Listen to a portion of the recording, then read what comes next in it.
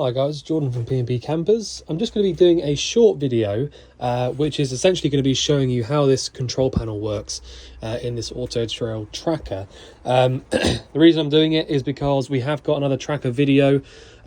Only difference with this particular vehicle is the control panel. So I'm going to just show how the control panel works, the basics of it, and then fingers crossed the other video of a different tracker will cover the rest of the vehicle. So first thing first, when you come into the vehicle, you'll notice you've got a main power switch on the left hand side of this control panel. So if I press that on just there, you'll see the light will come on the side of it, and we'll straight away get told which battery is powering the back end of the vehicle. Now, what I mean by powering the back end of the vehicle is any 12-volt lights or any 12-volt sockets, essentially anything that needs 12-volt power going to it is going to be being powered by one of either your two batteries. So you've got your leisure or you've got your engine batteries. So the idea is that you want to be using leisure all the time that you're in the back end of the vehicle and you want to use your lights and things like that. As you can probably imagine, if you were using the engine battery for that, you would end up draining it out and then you wouldn't be able to start the engine up. So that's why you would want to use leisure. So when we press leisure, it will come up on the screen here telling us the voltage in the battery. It's just going to be between those two. All the time that it's up about the middle or higher, you're absolutely fine.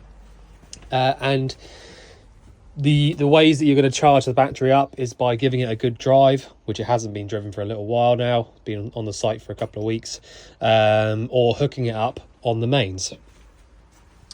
So if we press V, so vehicle battery, it will now switch over and show us the engine battery voltage.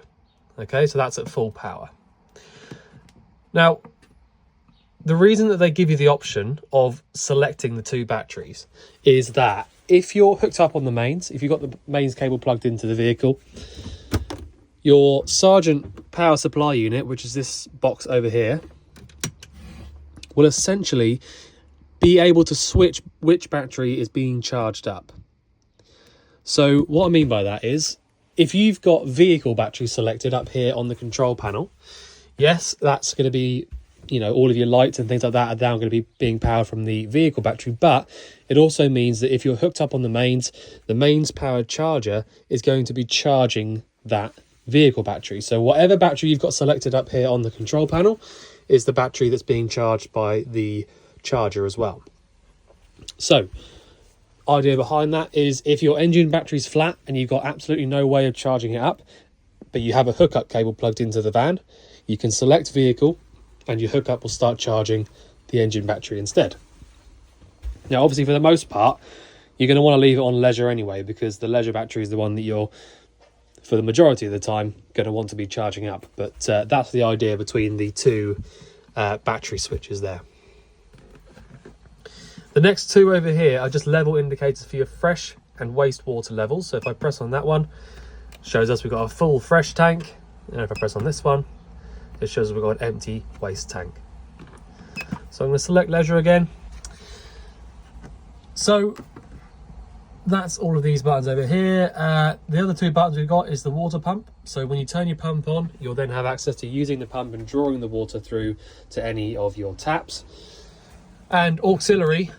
So basically auxiliary is going to be things perhaps that have been fitted aftermarket, or even little things like the 12-volt sockets, that kind of stuff.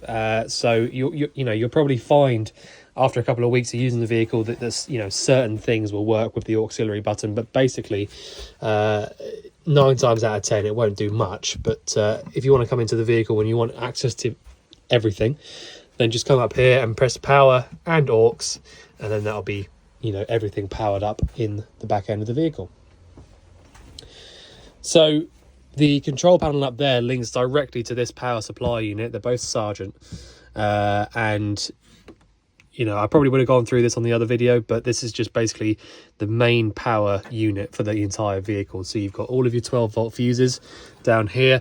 It does also tell you what fuse does what and what size it should be. You've then got the same but for mains, so you've got your trip switches up here for the mains, and an isolator switch for the 240-volt charger for when you're hooked up.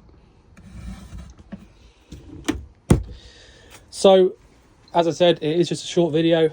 You're going to have 2 videos sent out on this particular make and model. But yeah, there you go. So if there are any other things you want going through or showing over, just let us know. But otherwise, I look forward to seeing you soon. Thanks very much.